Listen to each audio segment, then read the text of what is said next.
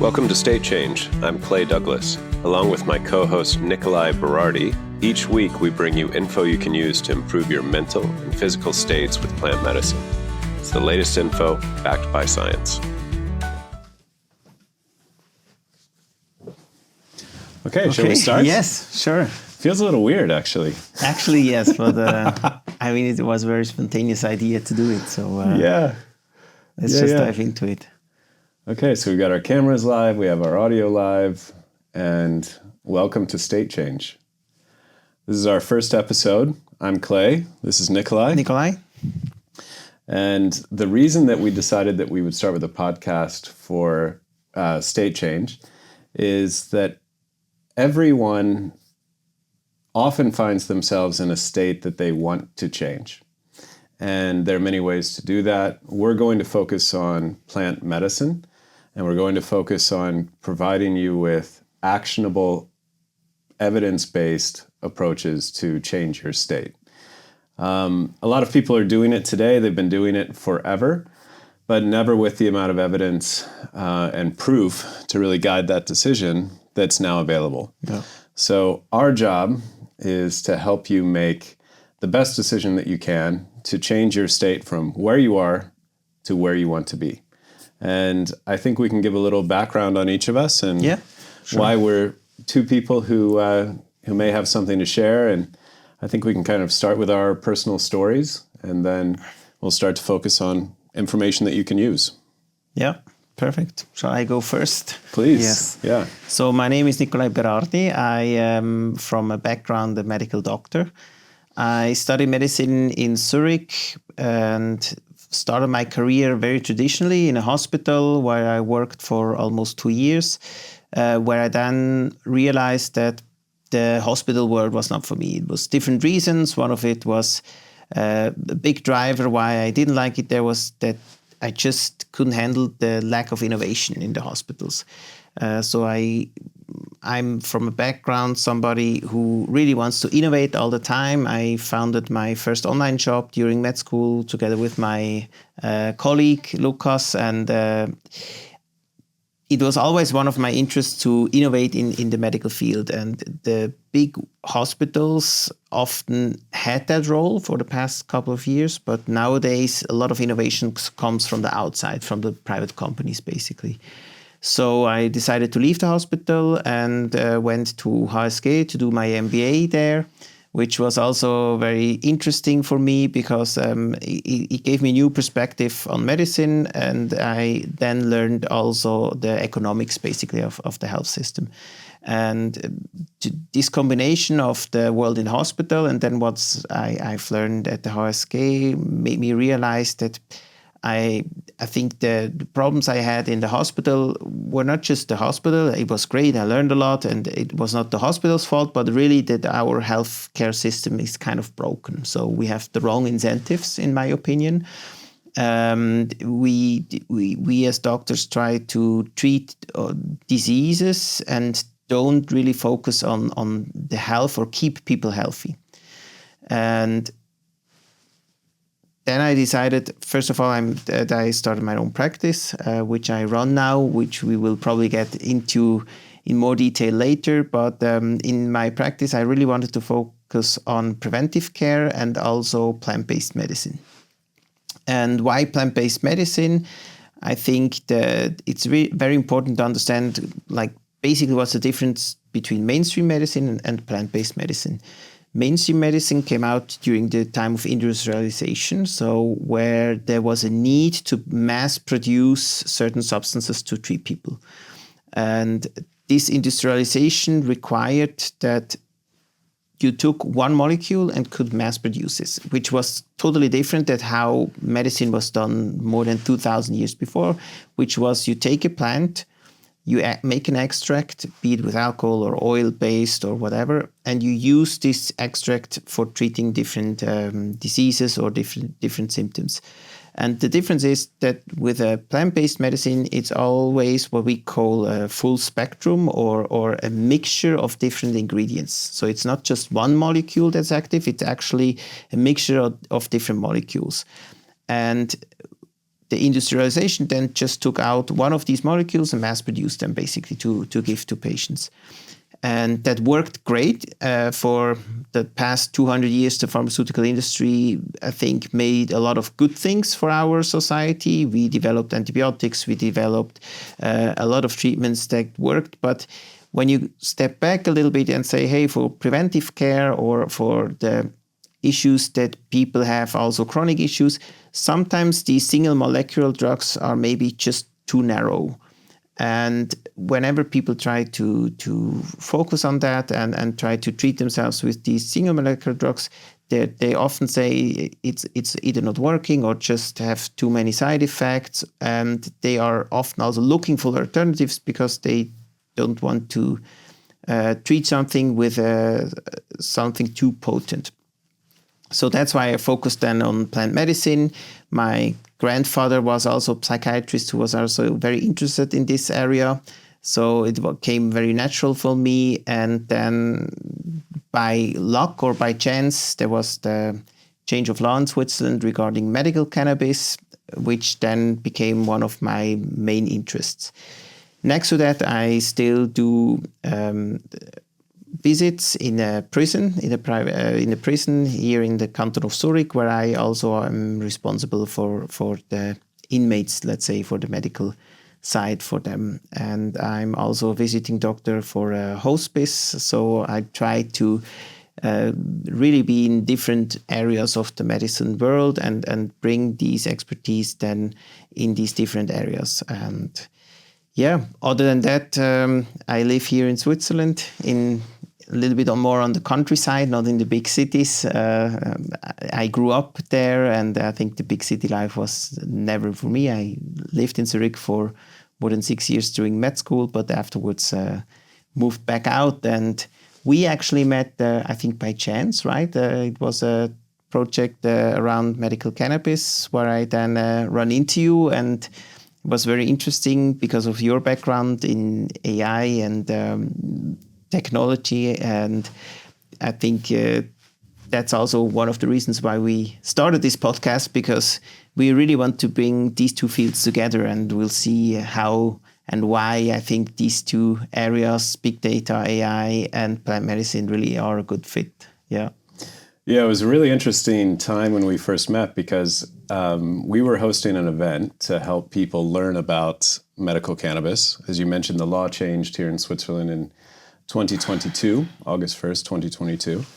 And I could tell in that first conference that the audience was enwrapped with what you had to say, and yet I couldn't understand a word of it because it was in German. So I was really, they talk about 80% of communications body language. The 80% was really good. The slides looked great, but I had to hold up my phone and use the live translate to understand what was happening.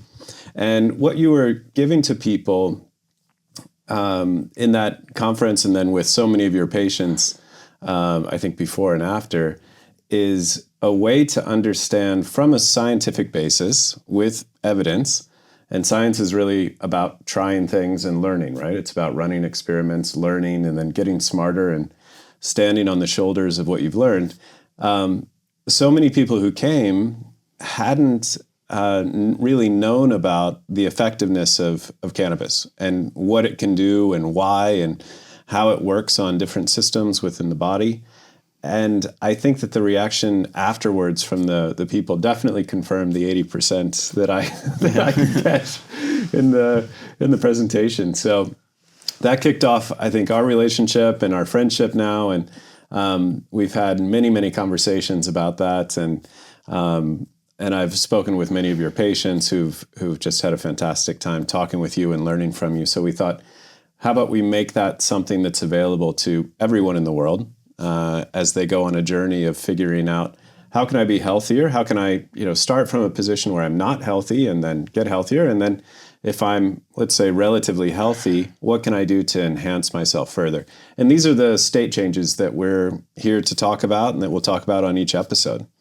And one of the things that, there are many things from our conversations that I've, retained and thought of often. And one of them is that though there is a lot of evidence, there's also an art And a lot of the art has to do with a kind of empathy. So putting yourself in the situation of someone who's in a state that they need to change and trying to understand what can be effective for them.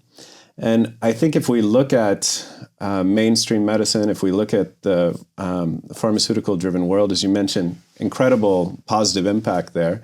But there's still a lot of kind of trial and error, and things work for some people and they don't work for other people. I think particularly if you look at the world of psychiatric medicines, people are often a sort of, a trial of one. They'll take something for several months to find out if they have the right dosage, if it's effective, if it's the right thing. So there's a big cost for people, and we want to bring that cost as low as we possibly can to understand how plant medicines and how the innovation that's happening in plant medicine can help people to change their state. So I'll tell you a little bit about me. I was born in Washington, D.C. I live here in Switzerland. My career has been primarily around taking technologies, new tools, innovations that are on the edge, so that are being created, and then bringing those into our lives to improve our lives in some way. And something that really inspires me and where I've focused a lot of my career is on identifying patterns that exist, but were hard to see. So when I started working in artificial intelligence, which was now in 2014, I was working with millions and millions of people who were having problems with their credit card being denied. So if you go to a restaurant, particularly if you're traveling, you go at the end of the meal to pay, and you end up with the chef staring at you because there's a problem with your card. That's really a problem of identifying that card as fraudulent and stopping it when maybe it isn't. And so to understand how those rules are set up, we investigated a lot. There are hundreds of rules for different things that have happened. And the idea was, okay, every time something happens, let's add a new rule. So over a 4-year period, what we did is figure out, using various types of AI and the data that we had available to us, how a learning system can figure out what is actually fraud and should be stopped and what isn't. And that was a 4-year project that was always 2 weeks away the whole time. So we invested a lot of time and energy to make that happen, but it was on the belief that the pattern could be better understood through technology and save people the hassle. So that was really the beginning for me. I'd been working in software since the late 90s, but that was the beginning for me of understanding how AI can identify patterns that previous technologies just couldn't see. So in 2020, right at the start of COVID, I started working in the medical cannabis space, or the cannabis space in Canada, with the idea of figuring out how to grow plants. So how to affect the light, the temperature, the humidity, all these different things to maximize the effect that a plant can have. So we're going to get into that. There are a lot of stories about what we can do and how we can do it. And I think things that are not very well known even within the industry today, but certainly aren't very well known among the massive group of people who consume cannabis. So the latest figures are, I think in the US and Canada, that in the last 6 months, when they poll people, somewhere around 40 to 50% of the population has consumed cannabis at one point. And the people who are consuming, maybe it was something that was passed to them at a party in the recreational markets, or it was something that was consumed with the desire for a medically defined benefit. And they just didn't know, what was going to happen. So we're going to talk about how we can know what happens and what kind of information can help us and what sort of patterns can be seen and can be used now to pick a state that you want to be in, consume something that's legal legal for you in your location, and achieve that state change. And as you mentioned, this is something that's been going on for thousands of years, and we've benefited dramatically from the pharmaceutical approach, from isolating a molecule, but now we have the ability to take in a lot of information, identify these patterns, and help people on their health and on their wellness journeys. So that's a little intro to me. Thank you for your intro. I think what we'll do is start now with a very up-to-date kind of overview of what's happening in the cannabis space. So you've been to 2 conferences recently in the last 10 days, 2 weeks, where you were telling me about some of the research before we started the cameras rolling, and it's unbelievable what's happening. So perhaps you could tell us a little bit more about it. So I think what's important to understand is that medical cannabis in general is quite new, scientifically spoken, because the prohibition in the 1930s that started in 1937 in the US, then was expanded in the 1960s with the UN Charter on Single Charter on Narcotic Drugs, made it almost impossible to research cannabis.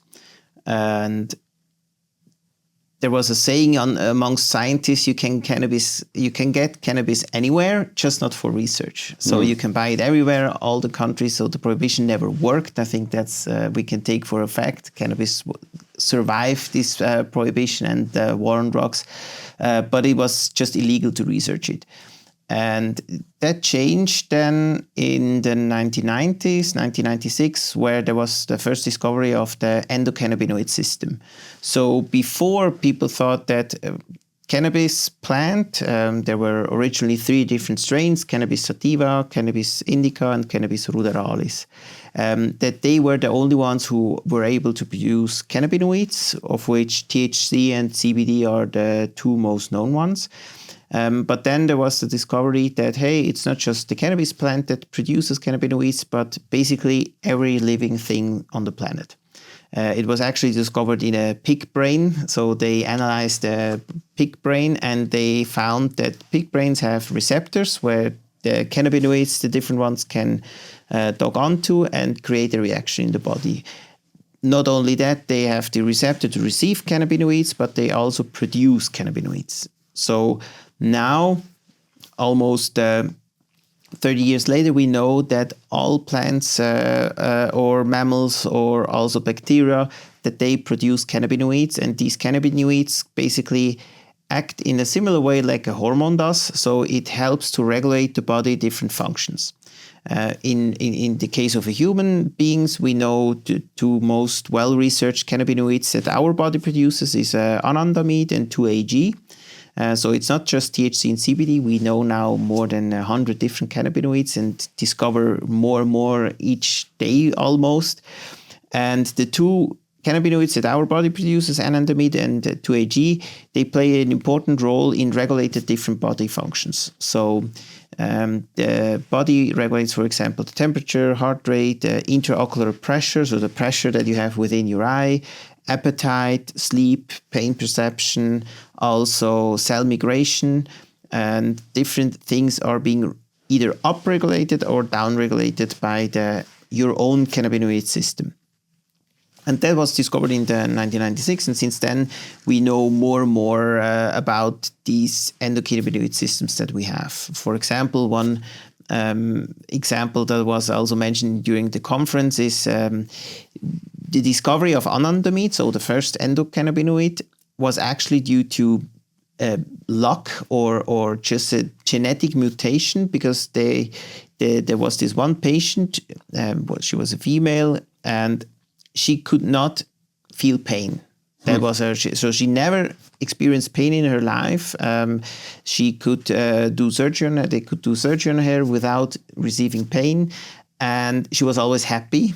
And she was also talkative. And they discovered that she had a mutation in her endocannabinoid system that basically flooded her with anandamide, your own cannabinoid that you can produce.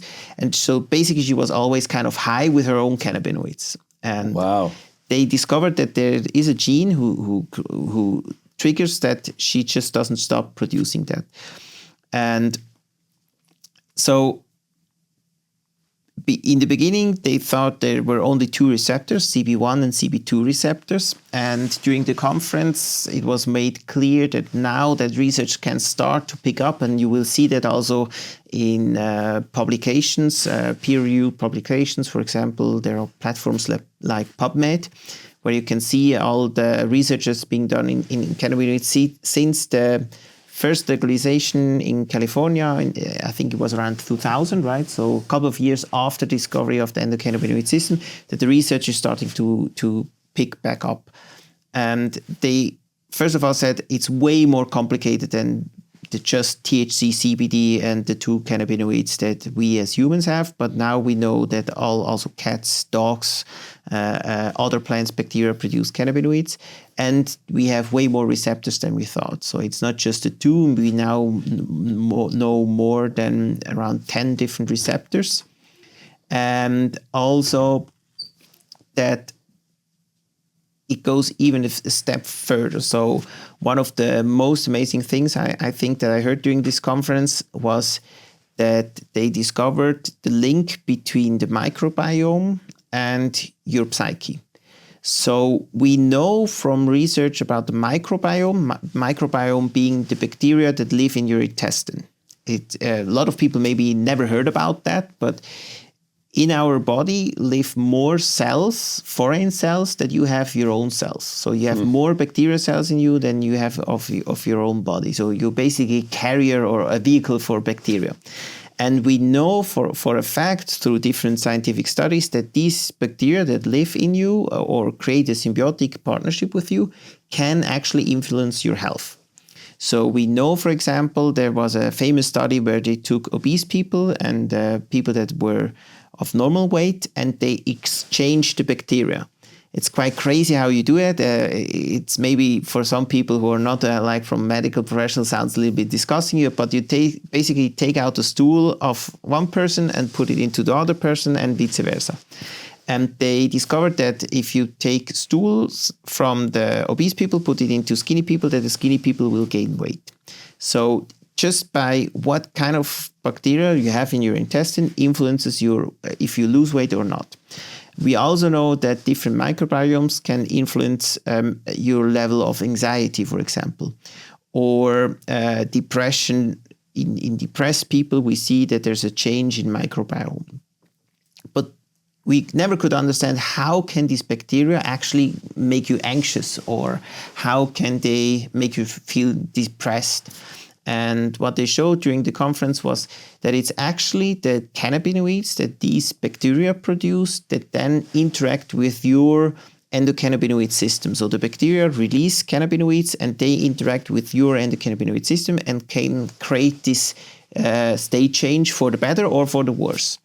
And so basically what they said in the end, or what is now of course also being researched even more, that cannabinoids are not just important for the communications of your own cells and your own body to steer different functions, but it's also important for the interspecies communication. So your communication with other living things, your bacteria that you carry in your intestine, happens through these cannabinoids. And I think that's something amazing that a lot of patients actually also mention, or in plant medicine in general say, hey, I feel like if I use plant medicine that I'm communicating also with the plant, or that it's actually the plant who does something for me, and this being connected with nature. And often it was just like put down as hippie talk, and people are crazy and But now we start to discover, hey, there's actually science behind that. So it's possible for you to communicate with other species through cannabinoids. So I think that was something really, really amazing. And that's incredible. So before the discovery of the endocannabinoid system, these things were mysterious. They were unknown. Why these things would happen. So it sounds like a really incredible breakthrough. I suppose that those things were assigned, or there were hypotheses, there were guesses as to what would be causing them, but it turns out that many of those guesses were wrong. Yeah. And that it was really that discovery in 1996 of the cannabinoid system that then led to these discoveries. Yeah. Wow. And I think incredible. Being wrong is not bad. So it's part of science. I think oftentimes you have a hypothesis, you test it. If it's wrong, you just dismiss it. If it's right, you test it further until you being proven wrong. And only when you can test it and test it again, and you always have the same positive result, then you start to accept it. But even then, also things that we thought are being granted for 100 years or even longer, 1,000 years, should be able to be overthrown by science. And the problem with science in plant medicine in general is that through the industrialization of medicine, there was also a change in science. Before we had only plant medicine. So for thousands of years, plant medicine was the only thing doctors had. You have a disease, you take an extract, and you use it on the patient. And the way you would learn was just by observing. So you tried something out, trial and error. Sometimes it works, sometimes not. A lot of these like plant knowledge was also never written down, especially because of religious pursuit of these people who know that. So basically we burnt them as witches. All the people who had knowledge about the plant and how plants can help to heal someone, we burnt them. So people were very restrained also in writing down these things because it could be proof for prosecution, basically. So a lot of it was oral tradition, just observing, and you need to have a mentor who taught you that, and then this legacy was carried on. Then we just trial and error. Then came the industrialization. So we learned about the molecules and how to extract them and how to isolate them, how to mass produce them. And this also created then kind of a change in science, away from real world evidence, just observing the people around you, trying things out, seeing what's working, what's not, to more and more towards RCTs or randomized controlled trials. So nowadays in science, the gold standard is randomized controlled trials. So you basically, in medicine, you take a molecule, one molecule, you give it to a group of patients, and optimally neither the patient who's giving it and the patient who's receiving it knowing if it's a placebo or not. So you make two groups, one placebo group and one group where you give the actual molecule, and then you see if the group who receives the molecule has a better outcome than the group that received the placebo or the before gold standard. And these randomized controlled trials, ideally blinded, ideally multicentric, meaning you do it in different places of the world, are quite narrow and don't always work as well with real patients. So the problem is that when a medication is being released for the public, or you have these different phases in the trials, you start with healthy individuals. So the control groups that you have are not real people that you would meet here on the street. So nowadays, a lot of people have multiple diseases, have chronic diseases. They take already several medications. And these randomized control studies, you start always with healthy as possible, and not with many other molecules. So it's really just to focus on the one to see if that makes a change. But in plant medicine, that's often just not possible, because in it now, the example of cannabis, if you take a cannabis flower and you do an extract, you have more than 100 different ingredients. And these ingredients can vary a lot from different genetics from the cannabis plant. I mean, hemp or cannabis was being grown by human beings for more than 10,000 years. It was one of the most important plants that we have in our world, not just for medicine. Medicine was kind of on the side, actually, in the beginning. It was for manufacturing clothes, for making sails. I think Henry Ford even experimented with building car parts out of hemp that was kind of processed. And through that, we have thousands, I think, nowadays, different genetics of cannabis plants, and each of them produce different molecules, different cannabinoids, but also secondary molecules like terpenes. Terpenes are the ones that making the cannabis smell. We will probably also dive deeper into the terpenes later. But then you have this whole large mixture of chemicals also, if you want to go by. So it's also in the end a molecule, and you give this to a patient. And you cannot compare then these real world patients. One is maybe old, one is young, one is healthy, one is sick, one has pain, one has glaucoma, one has ADHD. And to say, okay, because you don't know what to focus on. You don't know, is it the THC, is it the CBD, is it another cannabinoid, is it the terpenes? And so you have a ton of indications, different genetic variances of the plant, and different also genetic and other variances of your patients. And that was just not possible to put into a clinical study because it would be too expensive. Where to start? Do you start with 35-year-old with male with adult ADHD, and you try to give him THC to see if it works? Well, if it works, it works. If not, not. But what about if the patient is not 35, but maybe 85 years old? Or if it's not a male, but a female? We know the endocannabinoid system has huge differences between male and female. So there's genetic variety also. Some people who are familiar with cannabis know that it's the tendency more towards males using it. That's also why, because they have a higher density of receptors than females, or just in different places. So it was just not possible to do this through RCTs.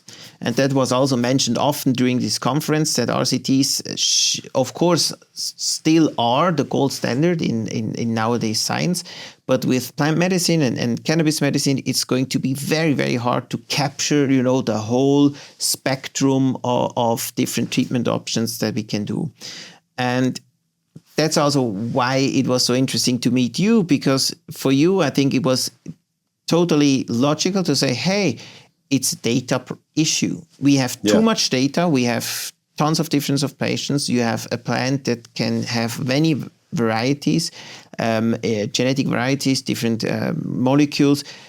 And it's just overwhelming for humans to process this data, so we cannot really see patterns. And it's again about the pattern recognition that you did for credit card fraud, that we now want to try to use also to detect patterns in plant medicine. And we'll start with cannabis, which is just one of the, I think, most complex plant medicines there are. And I think that's going to be really, really interesting to see where we can carry this. Yeah. That's sparking so many ideas and so many things that I want to discuss with you, which is why I'm pleased that this is the first of a series of conversations that we're going to be having here on State Change. It's really surprising to me, the gender difference, so that guys have, as you said, in different places, different densities, but they have a capacity to have a stronger reaction. Is that how you would describe it, or maybe more nuanced than that? Maybe more. It's a little bit more nuanced. So we know that male individuals have a higher density of receptors in the central nervous system. So the receptors in the endocannabinoid system are all over the body. So we know, before we thought it's just in the brain. Now we know it's really totally dispersed, being your spleen, your intestine, your brain, but there's different density levels, and male have the highest density in the central nervous system. So for male patients, often it has a stronger effect also on their central nervous system. Whereas in females, we see higher density more on the uterus, interestingly.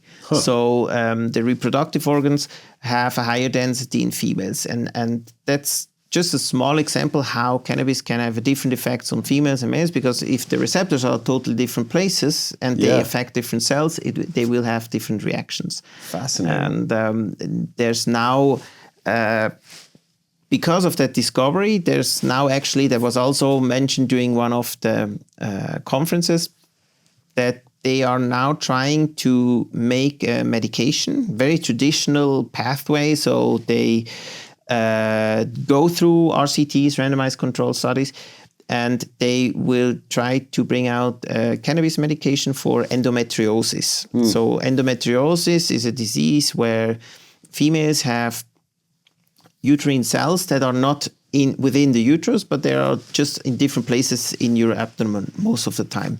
And whenever you go through your cycle, these cells grow, and if they're not in the uterus where they cannot go somewhere else, they can be super painful.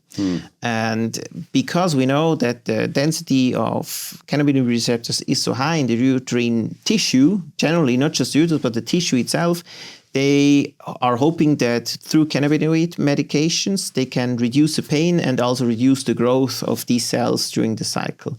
Wow. So they are going a little bit a different route, but it's just showing how complex these issues are, because they now have to go through all the randomized controlled trials just for females with endometriosis, which is a tiny population, probably larger than we think, because it's one of these diseases that's often undetected, because gender in medicine is always a difficult topic. And if you, as a female, go to a male doctor and say, I have pain during my menstruation, he will say, yeah, well, that's normal. You know, right. But it's not normal if you have endometriosis. But oftentimes it takes, I think the average is 12 years until they get diagnosed properly. Wow. So for a very long time. And then it says we cannot take a painkiller. Okay. But these women often do not want to take painkillers, because if you take every month for a couple of days, these traditional painkillers like NSOR or maybe sometimes even opioids, they say it's just wrecking them. And with these medication, it's a CBD-based medication, so no psychotropic effect that like THC has. They hope to find something that has less side effects, and because it really targets the origin of the problem. So it really targets just the tissue where you have the highest density. So that's, I think, something very, very interesting. Amazing. And I have a question, because you mentioned the pattern recognition. How do you say in plant medicine, where do you see the biggest potential also for cannabis and pattern recognition? Yeah, so I feel like there are a couple of areas. I think there are kind of two main areas. One is how the plant is cultivated. So if we talk about the genetics, we had a situation here about a year ago in Switzerland where there's a genetic called Gorilla Glue. And Gorilla Glue should do what the name implies, which is it's strong enough to glue a gorilla to a couch, right? So we talk about couch lock with cannabis. This would be something that you just couldn't, no matter how much energy you had, get off the couch. If that's something, if that's a helpful thing, if it's something that people are looking for. And then another strain came in, another genetic with the same name, and it had people so energized. They were running around their house, cleaning, and they thought, this was not how I planned on spending these 2 or 3 hours. What I needed for, the effect that I was looking for, the change in my state was actually to relax and calm down. And here I am cleaning parts of my house that I, never cleaned before. Yeah, exactly. So that, I think, here kind of woke up everybody in the community to the fact that genetics aren't really a good enough indication, or they don't give you enough to know what's going to happen to you. And there are a couple of kind of issues in the cannabis space related to that, which is you can sort of name a flower whatever you want to name it. Yep. And that's been going on for a long, long time. And then the other factor that's very important is how it's cultivated. So that same Gorilla Glue, the first one before the active one, that sedative one, could be cultivated in a way to maximize the terpenes. If we talk about myrcene, and we'll get into a bunch of different terpene names, but that terpene, or that the set of terpenes that create the entourage effect, that could be enhanced through cultivation. It could be the lights are more intense or they're less intense. It could be that you're adding more beneficial stress by making the plant need to search for water and nutrients. You can change the temperature at the end of the cultivation if it's an indoor cultivation, and that colder weather can cause the plant to express different properties. So there's an incredible variety of things that you can do that will affect what you end up with. And what you end up with can be measured in a lab. Maybe not everything and not by, all lab tests, but you can end up with the THC quantity, the CBD quantity, and the terpene quantities. And those terpene quantities, if we list them, the most common ones would be myrcene, limonene, caryophyllene, pinene. There's a whole range of these. And you can know for each batch, and the batch is important because it's a natural product, and depending on how the plant's cultivated and how it's dried and how it's cured and how it's shipped, and I can tell you some stories about how shipment can affect these things as well, you can end up with a dramatically different effect. So when we talk about someone wanting to change their state, they need to have an idea for them of what's going to happen. So one source for that is an accurate lab report that will describe what this plant is and what it contains. And you can really almost take the idea of genetics out the window. I think some people would say, well, it's pretty reliable, the genetics. We've definitely seen cases where it's not, and we think it's kind of an unnecessary risk to just go based on the genetic. So that's one part. The other part, of course, is how someone experiences it. And when we're talking about real world evidence, and we're talking about kind of two different, can be complementary, but kind of two different ways of knowing something. And, as you were mentioning, how industrial medicine and pharmaceuticals have come about, tied to industrialization, tied to locking in on a particular molecule, kind of have me thinking about my experience in Ibiza. I've spent a lot of time in Ibiza over the last almost 20 years. And there's a great distrust in the population there. It's kind of a unique population, but there's a distrust in that population of medicine and traditional medicine.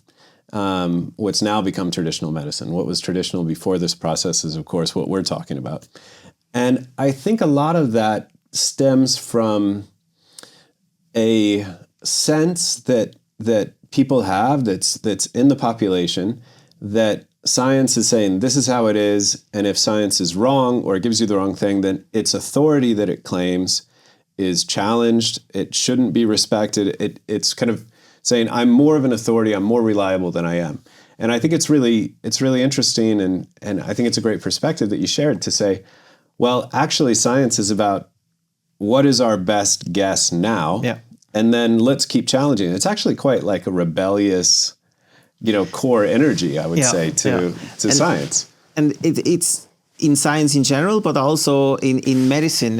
When I took my exam to finish my med school, one of the questions was, what is a diagnosis?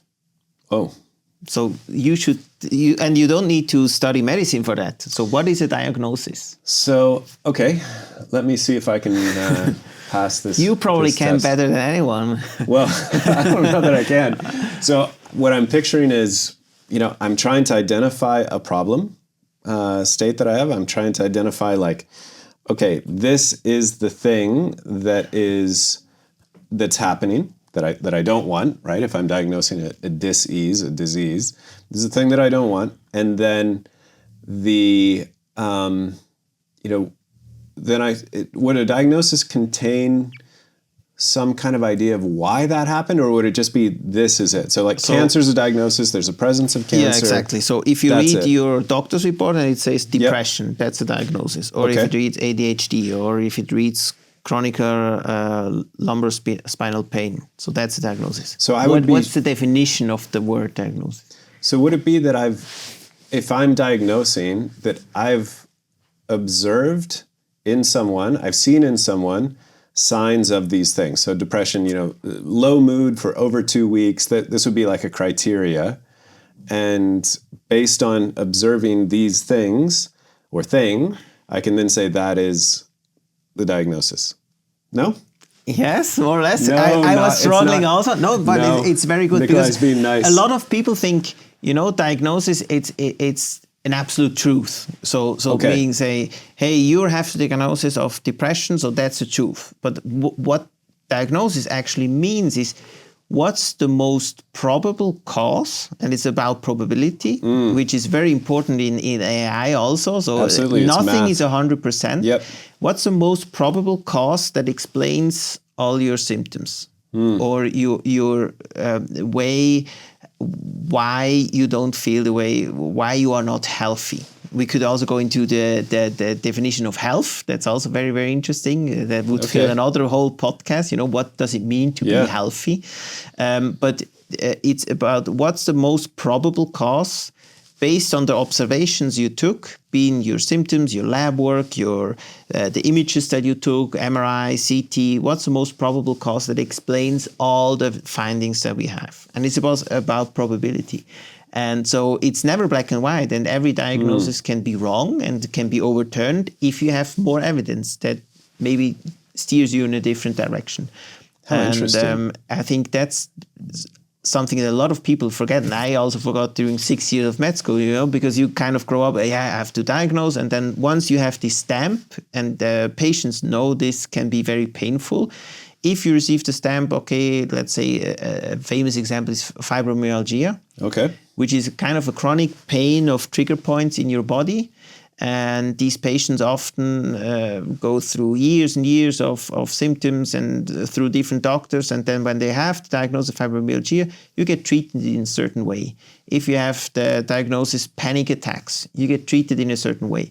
And even if sometimes after years, somebody comes and finds out, hey, your fibromyalgia was actually an autoimmune disease.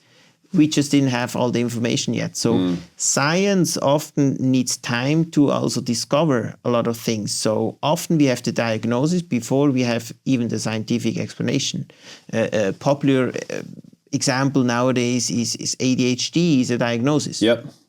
Nobody can tell you what is ADHD and why is it. We know that it has something to do with dopamine and serotonin, but it's not really nailed down like a bacterial infection. That's a different story. If you, let's say, have a E. coli infection of your urinary tract, you can see, can take urine, you look in the microscope, you see these bacteria, you know they don't belong there, then that's a different story. But a lot of the diagnoses that we have nowadays are often kind of still unknown why they emerge and what's actually the mechanism behind the disease. And so if you receive this diagnosis, it's often important also that over time these can change. And with new evidence, be it scientific evidence or real-world evidence, we can find out also things. And I think it's important to understand what we mean between, so I mentioned RCT is one way to gather evidence, and the other way that's now becoming more and more popular also in medical science, but also other scientific fields, is to say, hey, if we cannot do these controlled, very sterile studies within a lab or a trial, why not look at all the evidence that is around us? So we have a world outside, we have millions of people who live there. Why not just ask them and see what their experience is with certain topics? And in plant medicine or medicine in general, what we then often take is these so-called PROMs, so patient-reported outcome measurements. So instead of like going the mechanistic view and say, okay, let's give this molecule to this cell and see how it reacts, is to say, hey, let's give this mixture of molecules to a group of people and ask them, how do they feel? How does their state change? Does it change, they become more tired? Does it change, do they feel more energized? And the beauty of it, you can take anybody into these PROMs, so nobody's excluded basically. So anybody can report how he feels after a certain intervention. And what you then gain in comparison to the RCT is that you really can compare also different groups. And with modern technology nowadays, especially with AI, it's becoming more and more interesting because if you have a large group of people, let's say 10,000, 100,000, even a million, and you then can start to recognize patterns that maybe you wouldn't have found if you go for the RCT and just go with one molecule and one patient group. And I think in cannabis, we know that also from experience, also from peers, maybe also our listeners know some people who have taken medical cannabis or recreational cannabis, depending on where they live. and that the effects can be totally different, sometimes even from the same strain, you know. And how do you see, like, why is AI especially powerful to analyze these sets, or why couldn't we do that before? What changed in AI? Yeah.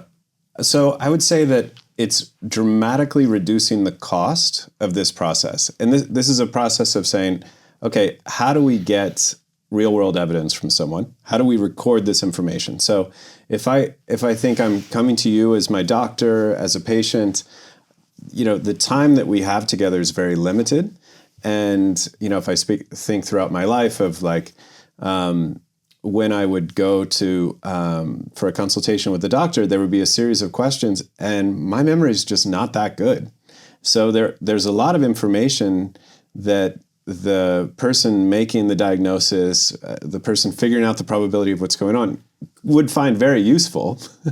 But if that information isn't collected and presented in a way that can be acted on, then the kind of ability for that diagnosis to be accurate or to be helpful is really diminished. So one of the things that can happen with AI now is that the interface, the way that we can collect information, is so much cheaper and better than ever.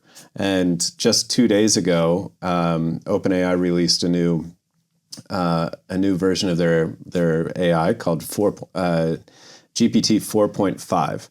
And GPT 4.5 can detect emotion in voices. It can learn a lot about what the person is trying to communicate, and it can respond also with a more detailed kind of emotional way. That's something that, I mean, they've spent billions and billions creating that, but until the discovery of these AI tools, there was no amount of money that could be spent because the tools didn't exist, right? Yeah. So now the tools have been developed to gather this information in real time. So to say, okay, you've had an experience, you've had a session with a plant medicine. How was it? You know, and to have a conversation with an expert, and there just haven't been that many experts for one, and then to access those experts is very expensive. So to have a consultation and have a way to provide that information is one thing. Then the cost of processing that information and making it useful was also ridiculously expensive. So when I started my career, I would have to guess at how many servers we would need and how much computing power we would need. And then I would just have to put in, you know, a lot of this money, and then those servers would die and I would have to do it again. They would reach the end of their life. And so the ability to scale, which is this kind of explosion in cloud computing, and, you know, this is part of the reason people are talking about investing hundreds of billions and, you know, putting these data centers next to nuclear facilities so they have enough energy in order to do this. None of that existed in the past. So what that opens up for us is the ability to get information in real time, provide for the AI that interacts with that person information from the lab reports and from all of their previous experience. It allows us to create digital twins. So as you were saying, there's a big difference between someone who's 35 and someone who's 85. There's a big difference in gender that I'm learning about now, which is fascinating. And all of that information was very hard to process and to make useful before. So I think we're creating new data and doing that in a way that doesn't feel like a chore where you're just filling out a bunch of forms, and, you know, nobody likes to do that. So gathering information that can be useful, including the lab reports, then synthesizing all of that information, and also bringing in the scientific literature. So the kind of three bases that we're using for Vervana, and Vervana helps people choose the right plant medicine to change their state. Think of it like Vivino for wine, except you're not matching a white wine with a fish. You're matching where you are with where you want to be with the infinite variety of plant medicine, or close to infinite, that's available to you. And then it's saying, okay, let's run an experiment of one person with this, and then let's learn. So, you know, you were teaching all day and you were exhausted and you want to have this experience, you want to have that change. Well, did consuming this particular batch with this particular set of chemicals in it, with this dosage and with this consumption method, so maybe it was vaporized or it was eaten or it was smoked, whatever it is, what effect did that have?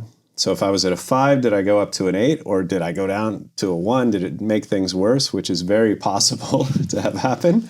And I think that's part of the reason that not everybody uses plant medicine now. I think most people have been overdosed in their lifetime. And then we gather all that information, and we can take the next decision based on your experience, based on a digital twin that we create, and based on the scientific literature, which is evolving constantly. Yeah. And is still also important. I think this basic research that they're doing at the universities is important to further understand, and especially if even if we now try to build something with Vervana, we're not going to get rid of the pharmaceutical industry within 2 or 3 years, even if a lot of people maybe think that, or there's this tendency to say, hey, we're looking for alternatives. It will stay, and we will still need to do this research. And it's also very interesting, as we saw with the microbiome, what can be found out. But I think also what you mentioned goes maybe even deeper, that the problem nowadays in medicine is very systemic. You mentioned it, the time, Everybody, I think, knows this experience. You go to the doctor because, let's say, you have a back pain. He will look at you. Maybe he takes your blood pressure. He will look at your back. He says, bend over, bend to the right, bend to the left. Okay, here's your prescription. Have a nice day. So you're in the doctor's office for 10, 15, maybe 20 minutes. And within that time, he wants to talk to you. Since when you have this problem, how intense it is. Can you do something that makes it better? Can you do something that makes it worse? He will need to examine you, and he will need to write a prescription and the report. And this time is very limited. And I think it's important to understand it's not limited because the doctors don't want to spend more time. Of course, Absolutely they would love to spend an hour with each patient, but the problem is really that in Switzerland, but I think in many or almost all the countries, the time is also limited by what you can afford as a patient or what the health insurance is willing to pay. So in Switzerland, we have this time limitation. Consultation is 20 minutes. So whenever a doctor spends more than 20 minutes with just a basic anamnesis and examination, more than 20 minutes is out of his own pocket. So the health insurance will not pay anything for it. And these times get reduced. We know we have a lack of doctors. It's not enough medical professionals. We have an aging population, so more and more patients. So it's a very systemic macro problem.